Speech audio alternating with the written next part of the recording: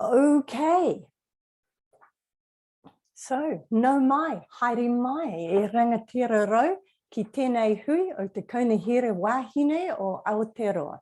Ko Suzanne Manning tōku ingoa, tēnā koutou, tēnā koutou, tēnā koutou katoa.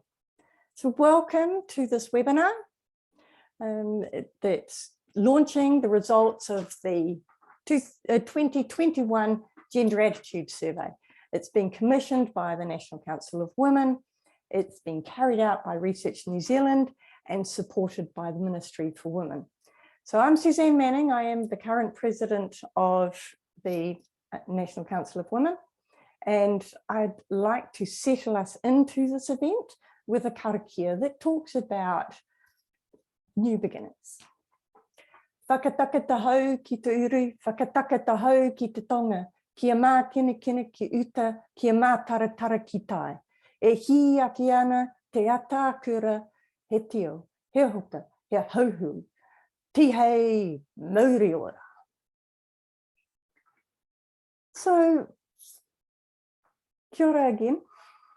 It's lovely to see so many people here to hear the results. We have a panel for you today. We're very excited to have people with deep knowledge who can interpret some of the results for you.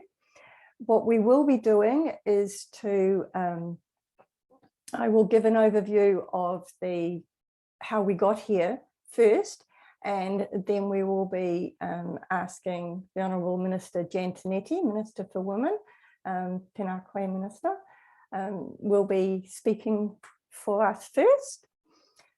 We will be then going to hear from Emmanuel Calafatalis, who is the Director of Research New Zealand. Tēnā koe Emmanuel.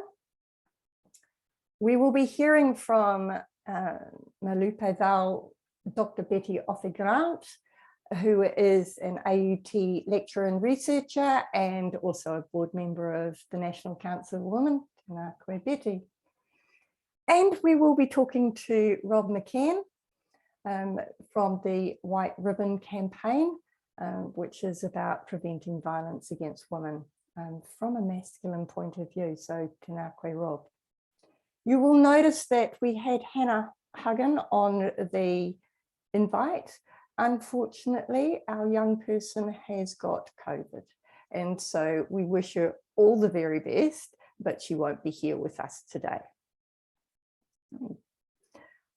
After we have heard from each of our panelists, we will be asking for question and answers. Questions. Your questions, our answers. So you will be able to pop them in the Q&A that is at the bottom of the screen, and we will do our best to answer them in the time that we have left. The questions, you can direct them to the panel as a whole, or you can direct them to an individual, whichever you like. So first, to set the scene, I'm going to show you an overview. I'm going to be able to share my screen, and then we will ask our panelists to respond with their perspectives of it. So here I go sharing my screen, I hope.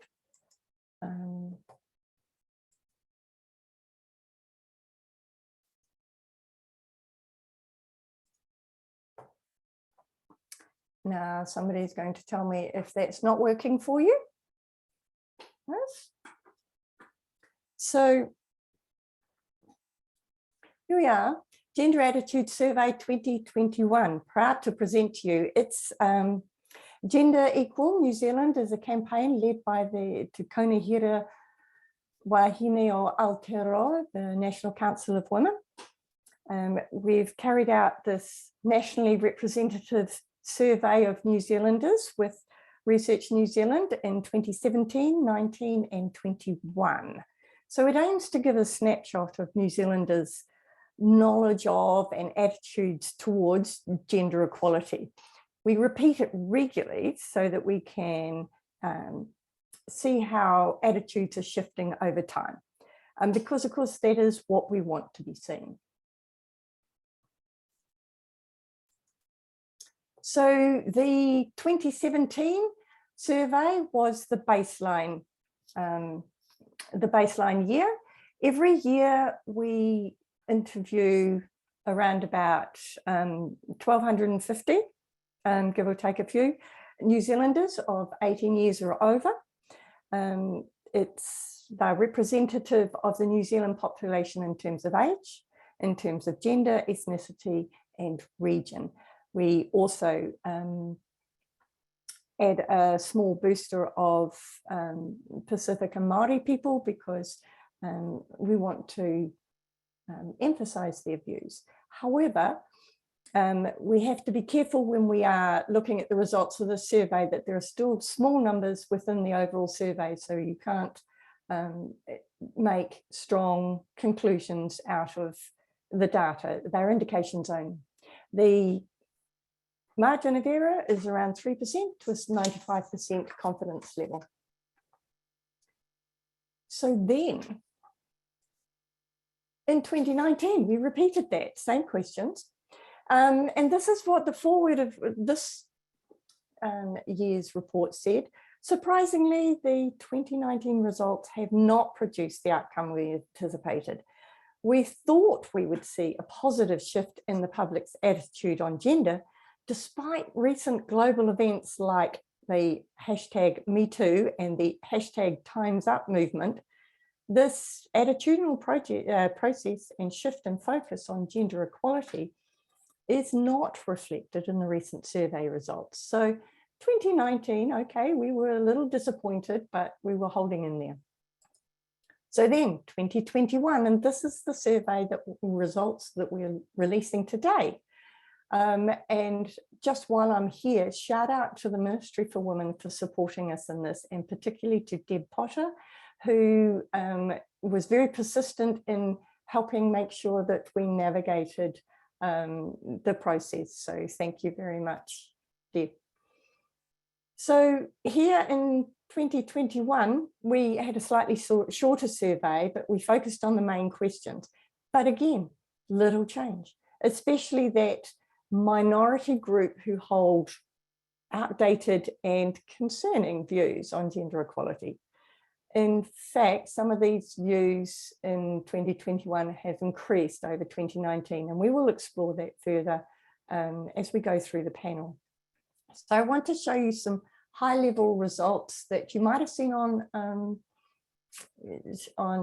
social media recently, agreeing that gender equality is a fundamental right. We're sitting at around 79%. It doesn't change. So this is good news, except for the fact that 20% don't think it's a fundamental right. We're not quite sure what they do think. It's also interesting that women think 82% of them think it's a fundamental right. Men, 77% think it's a fundamental right. So has it been achieved? Well, you know, a little bit. So we see that whether it's being achieved, after 2017, there was a big jump. And that might be, Minister, because of all the good work that happened with the election and so many people in Parliament. There was a lot of things happening. However, it's stabilised now. And again, this year, it might be 40%, but only 35% of women think it's been achieved and 46% of men think it's achieved. So there seems to be a different viewpoint here, something to bear in mind. What would gender equality look like? Top 3 results here: pay parity, childcare responsibility, equal sharing, and improved job careers. These are the things that people think would show us that we have got gender equality. I just want to point out this pay parity again, that although it's 75% overall, women think 83% of the women respondents think that this would indicate gender equality, but only 68% of the men think it would indicate gender equality, which to me suggests the myth of meritocracy, that people think that pay equals what you're worth and there is no discrimination involved. I would say that you need to tell that to Māori and Pacific women who, no matter how good they are, don't get the same pay. And that is a statistic that's borne out for a long time. This is the sort of thing that we want to change. All right, are we making progress? Yes, in Parliament, apparently, in the mass media, in the health system. So there's agreement, disagreement on this maybe, but let's shout out for some places that is actually making progress. We just need to see more of it and more widespread. So here, our overall view on 2021, progress is stalled. We're not going anywhere very fast. The women and girls will not see gender equality in our lifetime. How long do we have to wait? So if you want to help us, you can be visiting Gender Equal New Zealand. Share this report, share the results, and join us. So that is my brief overview. And I now want to pass over to the Honourable Minister Jan Tinetti, Minister for Women, to give her view on the 2021 survey results. Minister. Tēnā koutou katoa nei te mihi mai aha ki tātou katoa e hui tahi nei I tēnei rā. Look, thanks Suzanne for that warm welcome and sharing those results, which I have to say there's a little bit, there's good news in there a little bit, but there's a lot of trepidation that I see ahead of us as well. And yeah, there's still a lot of work to do in that space. So I just want to say thank you to you, NCW and the YWCA for supporting this event, to have both organisations who have over 100 years of history each of working to support women and girls and gender equality. Leading the work in this survey is fantastic, and thanks also to Research New Zealand for your valued partnership in conducting the survey. As you pointed out, Suzanne, this survey is really important to the Ministry for Women and me as its minister, because it's the only survey in Aoteaora, New Zealand, that investigates New Zealanders' attitudes and views on gender equality and gender norms in important topics like workforce, education, unpaid work, family and sexual violence. And I think the survey shows that many people think that we've achieved gender equality. When I came in here as Minister for Women at the end of 2020, I had a number of people who commented to me, why do we still have that? We have equality. And we know that there's a long way to go, because as you pointed out, one of your examples there around the pay parity and the pay equity space. Talk to our Māori and Pacific women about whether they think that we've got equality, and you see a very different story, but that's not what everybody's seeing. And so that's why it's important that we have the data to be able to inform our work plans going forward. They also, findings help establish where we currently are as a society, and then supports our thinking around where we need to go and what we are aiming to achieve. So it does include something that's very dear to my heart, and that's the development of the Women's Employment Action Plan, which is currently being finalised, and the work around gender pay equity. We can see that there have been some positive changes in improving attitudes towards women, which, as I said, is encouraging to see. Most respondents consistently agreed across all three surveys that gender equality is a fundamental right. Another consistently high result across the surveys was that most respondents agreed that women in employment should receive the same pay as men in the same roles. Currently, the national pay gap is 9.1%. Now, that has reduced since 1998, when it was 16.3%, but progress has stagnated. And I always say in every forum that I'm in, while there is a gender pay gap, there is way more work to do, because it is not good enough. We cannot sit back and do nothing around this. We can also see that there's a high number of both male and female respondents agree there should be more equal sharing of childcare responsibilities between men and women. And we also know that unequal sharing of childcare responsibilities between men and women is one of the biggest barriers for women to remain employed or achieve pay equity. So it's work that we need to do, and our Labor government is committed to closing the gender pay gap and supporting women to find and keep employment and be paid equally, especially because of the effects of the pandemic. This is something that I am really passionate about. Women have experienced disproportionate economic and social impacts due to the COVID-19 pandemic. Wahine Māori, Pacific women, disabled women, former refugees, women of different ethnic groups, sole parents and older women have been most affected. That is a large percentage of us out there who have been disproportionately impacted. That is no different to economic shocks of the past as well. So we need to change that. We need to make certain that we're positioning women well for the future. The Women's Employment Action Plan will complement the work already underway to close the gender pay imbalance, as well as address and make visible ongoing issues for women and their whānau around employment. Work to close the gender imbalance in some sectors is already underway, and the Ministry is supporting the Equal Pay Task Force, which is led by Te Kawa Mataho, the Public Service Commission, to close the gender pay gap in the public service and Crown entities. In past years, the Gender Attitudes Survey has highlighted that attitudes regarding violence against women still need to change. More respondents agreed with statements about violence against women being acceptable in certain situations than in previous surveys. When we look at the New Zealand Crime and Violence Survey findings from October to 2019 to November 2020, we can see that around 3/4 of all offences in this period were perpetrated by family members against women.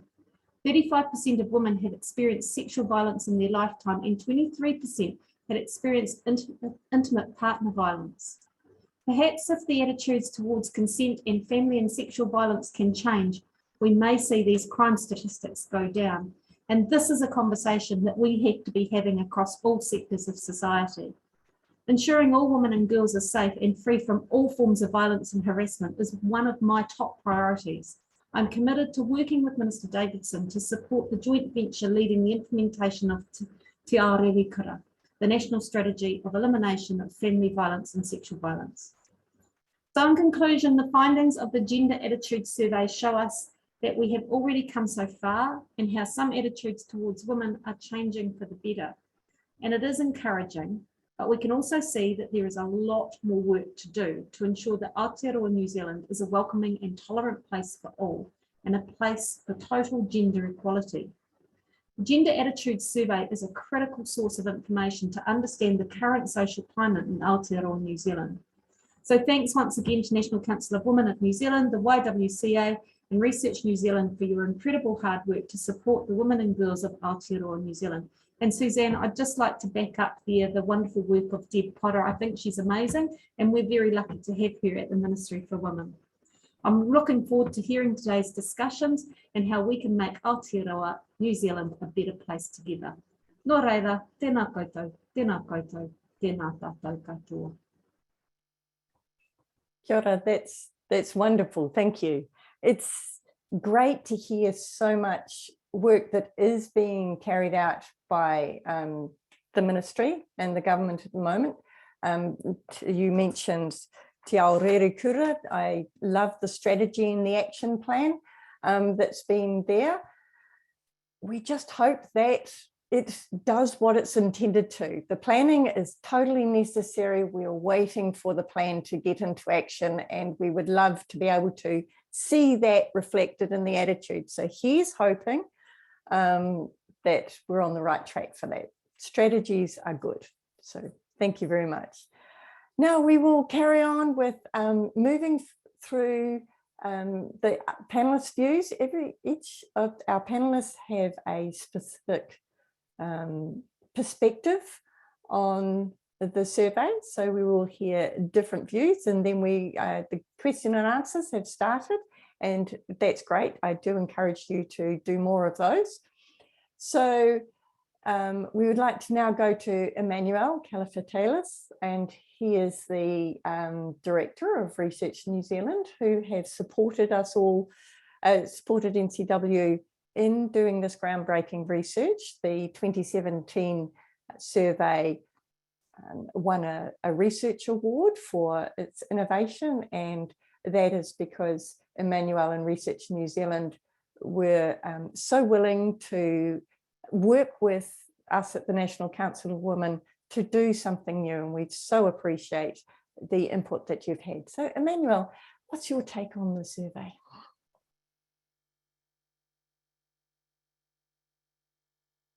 So just a minute. You can unmute yourself, Emmanuel.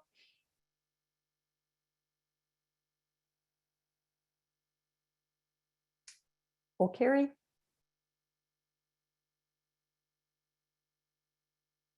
Can you not unmute yourself, Emmanuel? I can't hear, and I don't know that I can.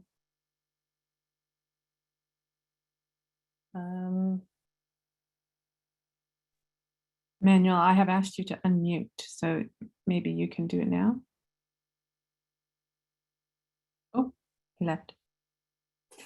I'm sure he'll come back.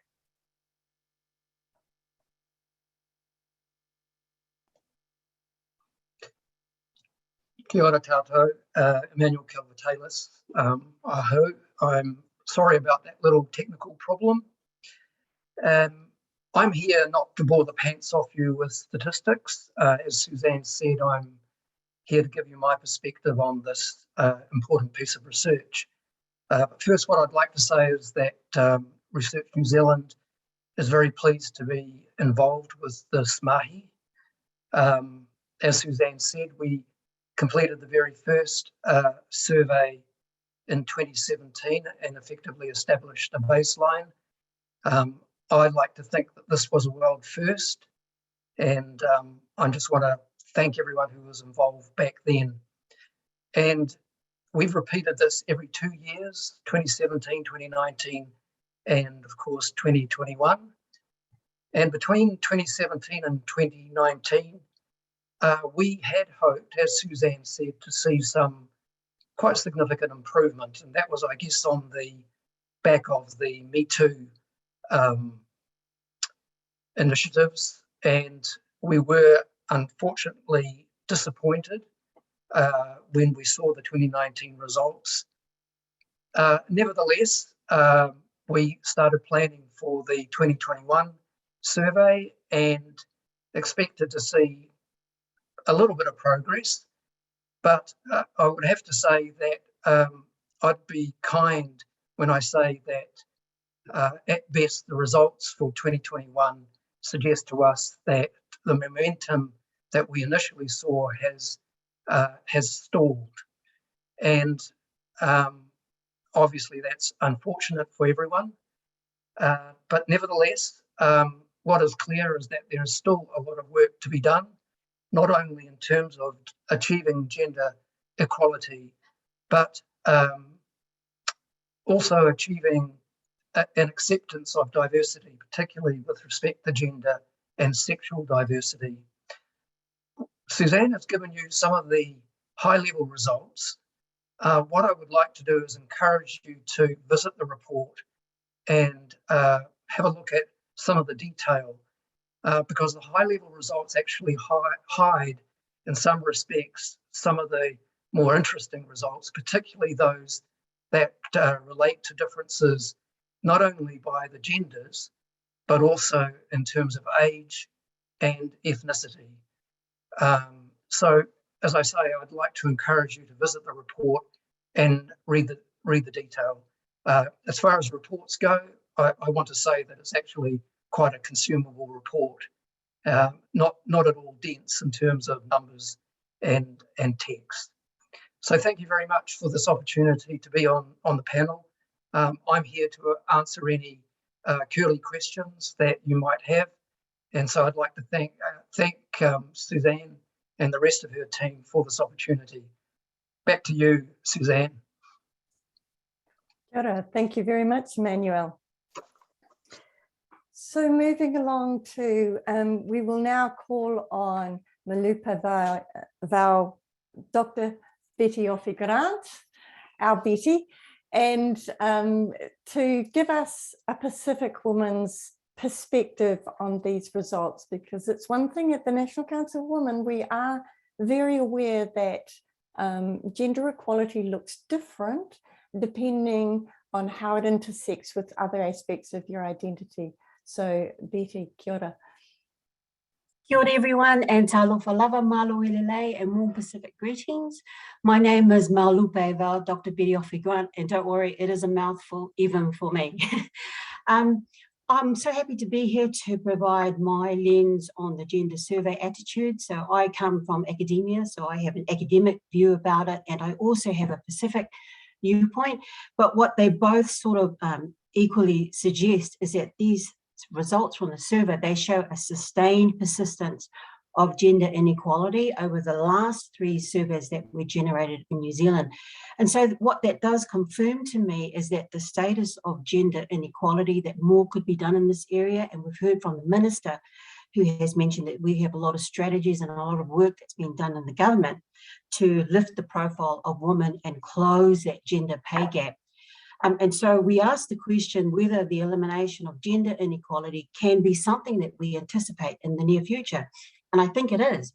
When we look at developed countries, we can see that progress, we can see real progress in gender equality, even in gender activism. And we know this because we see that there are quite a few organizations that are fighting for the rights of transgender people. Sorry about this, my eye is suddenly watering really, really badly. So this is the fight for the rights of transgender people, and National Council of Women also support the fight for the rights of transgender women.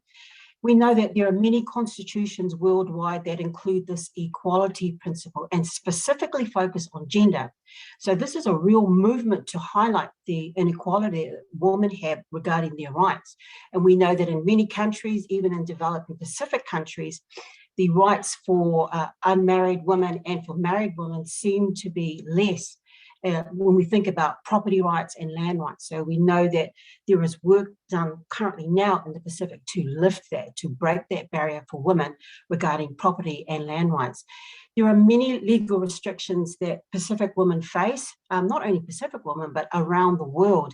And that has decreased their access to many things such as work.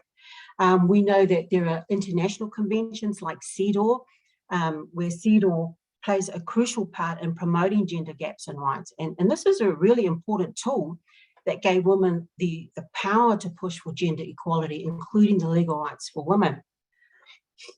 But one thing that I wanted to touch on, going back to the survey, is on page 10, and this is about unpaid and care work. So we've kind of mentioned some of that already, where 51% of New Zealanders would value unpaid work more highly. And what we know as women is that we tend to take on the responsibility for domestic services and care work. And what the unfortunate result of that is that many people seem to devalue the work that women do. Women tend to take jobs where there's flexibility. So they might look for jobs that has flexible working hours or job sharing, or they might take a job which has a lower pay cut because there's a creche there or there's a childcare facility there. They may take more breaks in their career trajectories. And the sad result of that is that all of that contributes to gender inequality at work, where you have this gender pay gap that exists because care work and household duties is undervalued by society in work and not seen as real work. So we do have some things that are in motion right now to lift the profile. I have colleagues that I work with, Professor Catherine Ravenswood. She's doing a lot in the care work. So we're trying to lift that profile so that we do value, as this survey suggests, that unpaid work in the home and care work should be recognised as something as valuable. It's quite hard to quantify care work and quite hard to quantify women's productivity because many of the occupations that women have are gendered. So you think about the household, you think about what women do at home, you think about these cultural norms that women have, and we think about what's happening at your work, these gendered occupations where they rightly favour men and as a result block women from seeking jobs that are high status roles. And once again, that enforces the existence of gender inequality. The other things that this survey made me think about was societal discrimination. And so there is this perpetuated idea that women should only be responsible for doing those types of work, which is care work and nurturing, labouring and child rearing. The disadvantage for that type of thinking is that it threatens the achievement of gender equality and disempowers women. And so that has a flow-on effect on society and the economy. So when I look at the gender survey and I hear what the minister is saying and Emmanuel and Rob, there are some things that New Zealand is doing right now to try and close the gap. And these are brilliant, wonderful things. And I think for us as women, what can we do? I think that we can push to have the rights of women heard, you know, take on projects, take on roles, take on different types of initiative that increase the awareness of women and therefore highlight that women have legal rights and the causes of women. And so that's my view on the survey. I was quite happy to be involved in the survey. I thank Emmanuel and the Ministry of Women, Deb Potter and Suzanne. I think surveys like this are brilliant for female representation and placing women on a high note. Kia ora tātou. Kia ora, Betty. There's so much in such a short space of time. It doesn't surprise me that's you anyway, that's action-packed. Thank you very much. So Rob McKeon, or a variation on that name, and is coming to us as a director for the White Ribbon campaign, which seeks to work with men to prevent violence against women. So he's the ideal person here to give another perspective on the gender attitude survey. So welcome, Rob. Well, kia ora. Thank you, everyone. Thank you, Minister. Yep. I have to agree with Research New Zealand that this is pretty concerning when you look at some of these statistics. You'd think with the money that we put into some of these actions, you'd think that the educational component, that we'd see some real changes, but we're not. And I think that means that we need to start recognising some of the forces that actually work against progress. So obviously, coming from White Ribbon's perspective, we actually look at respectful relationships as the framework in which we create a protection for ending men's violence towards women. So on some of these areas, we're doing okay. That respectful relationships has four main areas: equality between men and women, and in many areas, there's definite progress over a long period of time. Flexible gender behaviour for all, we also see as another protection. But when we look at some of those other areas about nonviolent communication or consent, we should be really concerned. And one of the things that, if you dig down into this research that is provided, you can see the breakdown between men's attitudes and women's attitudes. So I'll just simplify that and speak from the men's point of view. So if you're looking at false rape accusations are common, whether people agree or disagree, 36% of men agree. That is an absolutely astounding figure when research tends to show that that is just not true at all. We see that men believe rape happens when a man's sex drive is out of control. What we really need to see is that the public understand that rape is about power and control. This is not a term that I want to be using in public, but I remember doing one discussion and someone stood up and told me about what blue balls meant. And effectively, it means that men can't control their emotions and their drivers, to which I said, well, we're not animals. Actually, we do have the ability to understand that. But in the study, it clearly shows that 27% of men think that way. So we've got tremendous amount of work to do. When you look at if someone is raped when they're drunk, and they're at least partly responsible for what happens, who agrees, doesn't agree, 19% of men think that people are partially responsible for that. we have to look at ourselves in the mirror and go, we're not making enough progress with getting rid of rape culture. Then when you look at 14% of men can't really call it rape if someone doesn't physically fight back, what a lack of understanding about power and control and fear that is involved in rape. And then we still have 14% of men who think that it's okay to push people further to have sex and really disregarding consent. On a big scale of things, we know that, well, when my grandparents were around, there was no rape within marriage. We have moved significantly with people's rights, but we've still got such a long way to go. If we look at some of the attitudes of men, and we do think that a good amount of violence and attitudes around violence is driven by the attitudes that men have. We did some work with Research New Zealand in 2019, where we looked at some of the attitudes that men had.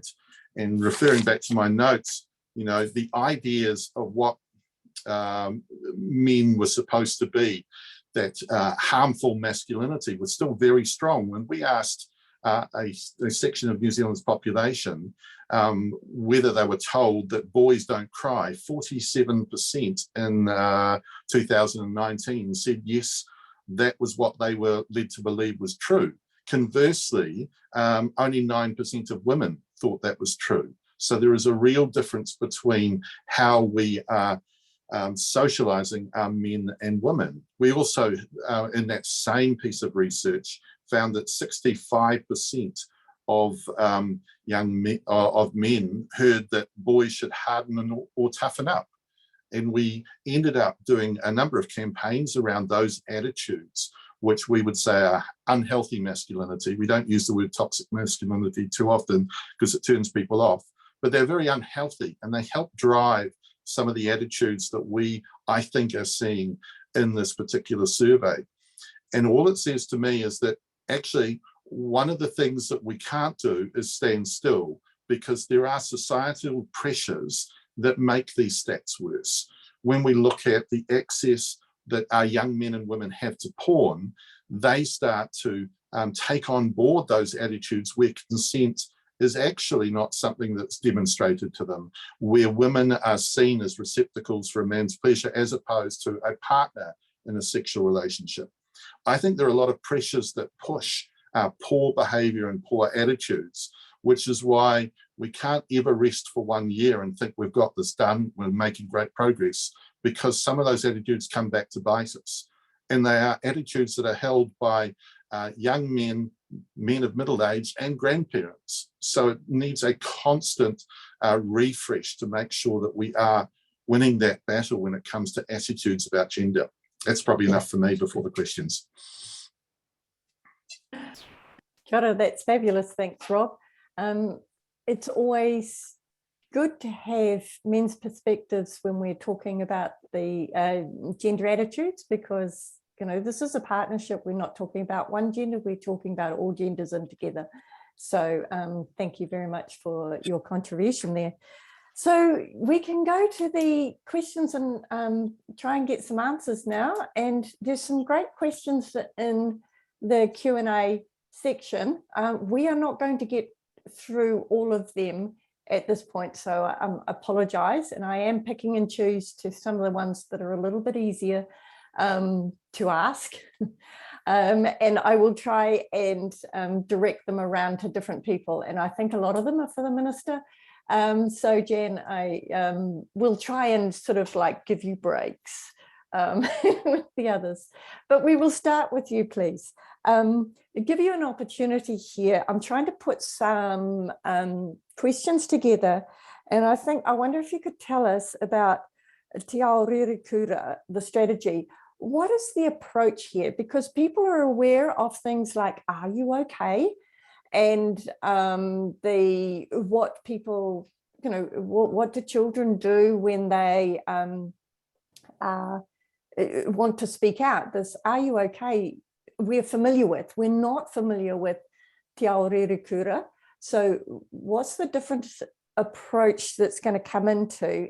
How is the community going to find out about this? What things do we anticipate coming out of this in practical terms? Does that make a sensible question? Yeah, no, that's great. Thanks, Suzanne. Te Aoteaora, first and foremost, brings agencies together so that no one's operating in a silo from each other, because there's great work that goes on, and you've mentioned some of it, but people have, agencies have been working in silos. So it's really a really good way of breaking down those silos, and it sets out the guiding principles that will underpin our work in this area. It really importantly identifies the shifts needed in the system, and it includes the action plan identifying who is responsible and which agency is responsible for leading each piece of work. Now, great presentation there, Rob, from you and what you're saying. As you were talking, and I'm thinking these are about societal discussions and actions that need to go across all of society. And in the past, we might have picked off one group and we might have looked at, for example, you talked about consent education or consent. And the reason I went to education there is because I get lots of questions about education's going to be the answer to consent. Education is one part of the solution, and we need to have a much wider solution, which Te Aoteaora identifies different agencies in that area, as well as organisations that partnering up with, like White Ribbon, for example. And so the action plans that have been identified are identifying exactly who is responsible for what and what we want to achieve out of it. So Ministry for Women, for example, are leading work around the mana wahine kaupapa claim and what that can mean going forward, because we know that this is a big issue for our wahine Māori. So we're responsible for leading that work, and the action plans will sit underneath that. Now, there are 40 actions that identifies, as I say, which agencies will be leading them. Chief executives are responsible to their ministers for all of this work. So the chief executives and secretaries of ministries will have meetings to make sure that we're staying true to the plan and that we are having some success. And the beauty in what is happening with Te Aoteaora is that it has its own minister now who is making sure that that is being driven forward. And so that's the first time that we've had that. It does make a difference having a minister that is responsible in that area and making certain that progress towards implementation is happening. It's hopeless just having a plan without making sure that there's accountability around that plan. So people will start to see that coming more to fruition as agencies start to ramp up on their action. There will be accountability, just like we're accountable for budgets, just like we're accountable for child wellbeing measures. We're also now, our agencies are accountable for the actions around Te Aoteaora. Sure. That's great to hear the emphasis on implementation. It's and I see a lot of the questions here are around the implementation. We're presenting the data here, and now we're the questions are, well, so what are we going to do about it? And certainly with our panelists, they can speculate. You've got more than speculation, Minister, you've got actual plans. The rest of us are sort of like, we think you could. So bear with us that we don't have all the answers to the problems that the Gender Attitude Survey is putting up. One question that was there is about our rainbow community. If you go read the report, you will see that there is a big section on attitudes towards our rainbow community. The one thing that I will pull out is that in terms of levels of comfort of New Zealanders with around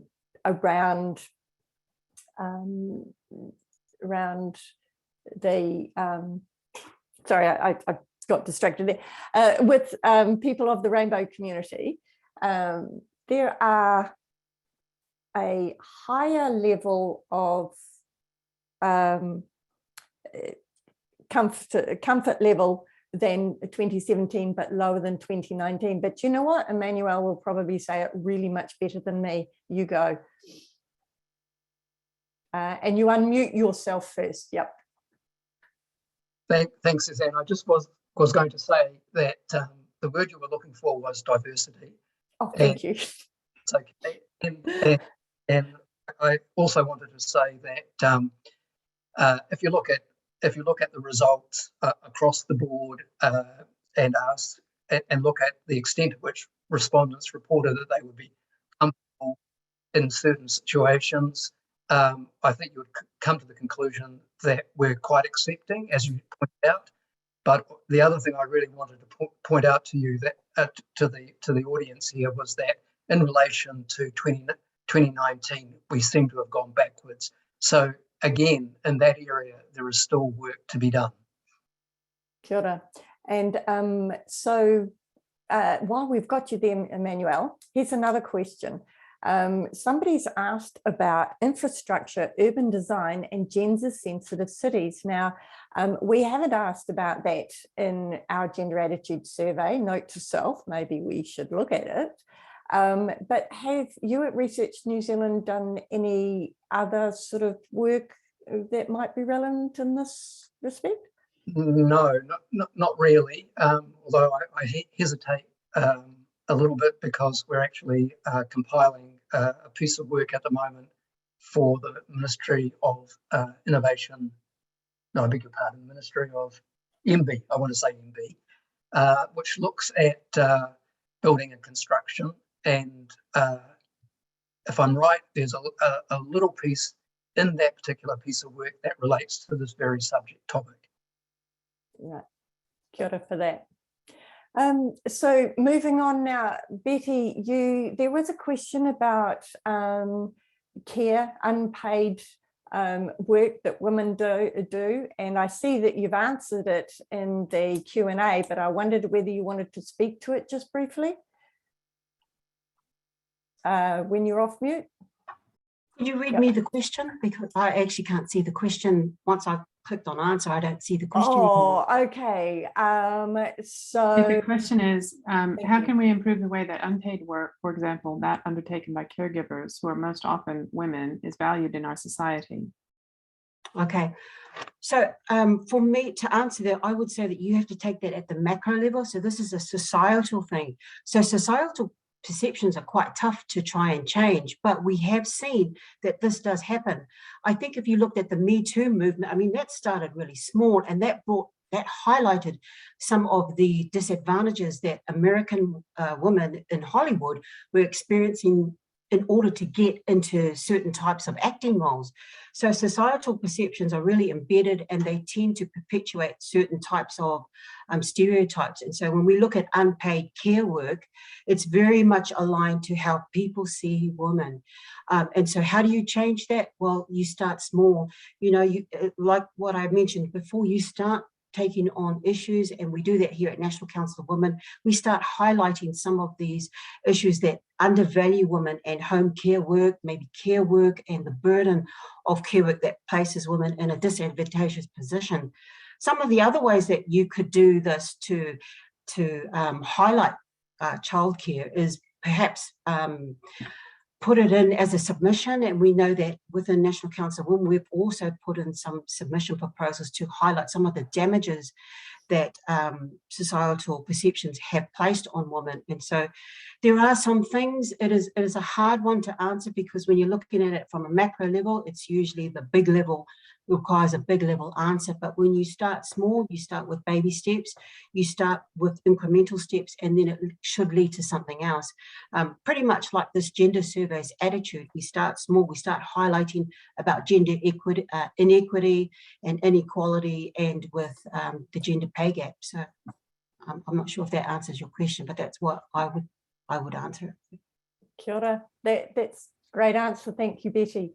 And so realizing that we're not going to get to all of your questions, and so we will undertake to take your questions and possibly write up things on our website. So do keep an eye out at ncwnz.org.nz or Gender Equal .org.nz, and you'll be able to see these things. Rob, I do have a question for you from this. People were bringing up the misogynistic attitudes that you have mentioned.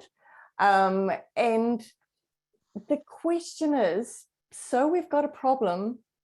If you've got any ideas of solutions, what can we do? I don't expect you to have the answer, but you work in this field, you might have more idea than us. I'm a little bit biased about what we should do, Minister. It would be fun to white ribbon so we can continue the work. But you know, you expect that answer. But the reality is we do need to talk about these things and be open and honest. Look, the attitudes that I had as a young man were influenced by what went on around me. I know full well that even in my short life, I've been an evolution from what might be a Neanderthal now to something a little bit more educated about attitudes towards women. You know, I grew up in a boys' school on a farm, but us children are doing the same thing. So, you know, we need to make sure that we're having open and honest conversations, but we need to do it in a way where people can listen. And that's very, very hard, because if you're trying to tell people their attitudes and behaviour aren't acceptable in this day and age, well, we see a group of people who disagree on Parliament's, you know, lawn at the moment. We have to find ways to have a conversation with those people, because otherwise they'd ignore you, and the very people we need to talk about say, no, don't put any of that feminist stuff on me, and I'm trying to use their language, not mine.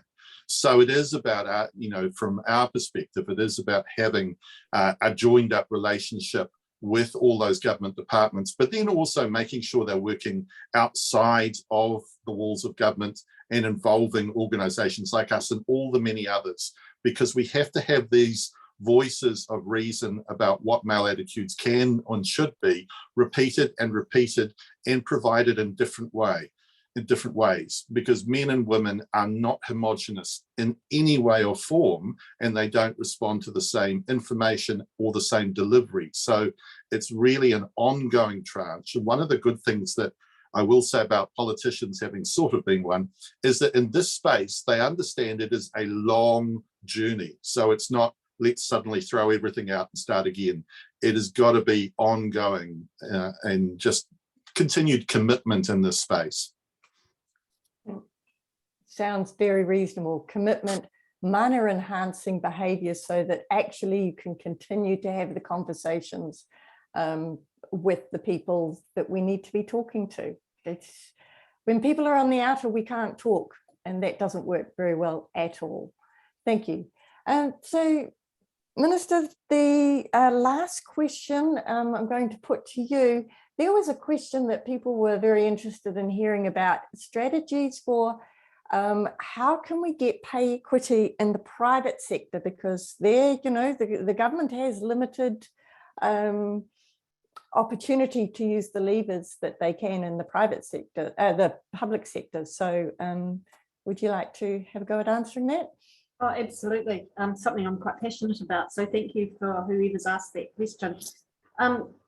First and foremost, my focus is on the public sector. So, you know, if we can't get our own house in order, that's not good enough. We need to, there is a gap, there's a gender pay gap. So we need to make certain that we are continuing to work, because I'll keep saying, as long as there is a gap, it is not okay. So we need to keep working in that. But that's not to say that we're not having a focus on the private sector as well.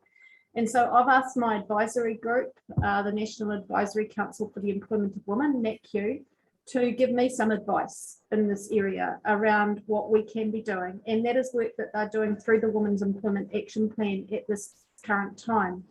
Some of the conversations that I have had have been with Champions for Change. And if you don't know who Champions for Change are, go and look them up, because they are NZX listed companies who have identified that there is an issue here, and they are pushing to see change within the private sector. And what we need to be doing is continuing those conversations and taking the initiatives that they are trying and working through and determined to see a change with, and highlighting those to the private sector as well. Now, at some stage, whether there is changes in legislation that are necessary for this as well, because there have been some countries in the world, OECD countries, where this has happened and changes have happened in legislation.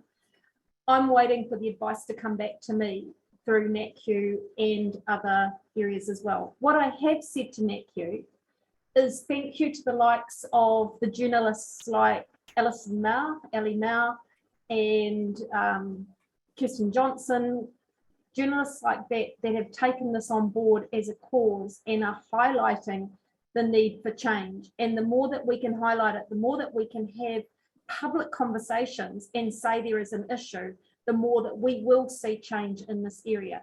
So it's as I say, it's not just working on the public sector alone, it's about working on the public sector and then pushing into the private sector to make change where we can. Kia ora. I think that's a great way to be finishing here with this idea that's been echoed by everybody. This is a conversation. The results here are providing data for us to discuss. Let's do this in a manner enhancing way so that the conversation keeps going until we actually get some change, because there's a lot of work to be done and we need to be changing sooner rather than later. In fact, it's urgent, and we're already leaving our children, our mokopuna, a damaged planet to deal with. To deal with this in the future, all genders are going to have to be work together without discrimination getting in the way. You know, people should be able to live their lives. People of all genders should be able to live their lives to their fullest potential, without discrimination getting in the way. That's an important thing, without discrimination getting in the way. Why should it be there? So gender equality is going to provide greater resilience for everyone, and our future children are going to need it. We need it. We need it soon. So not in 100 years, we need it now. We will look on the long term, we'll look one generation. Yeah, one generation, so that our children don't have to have the discrimination that we have today. So here's our question. Will you join us in this endeavor?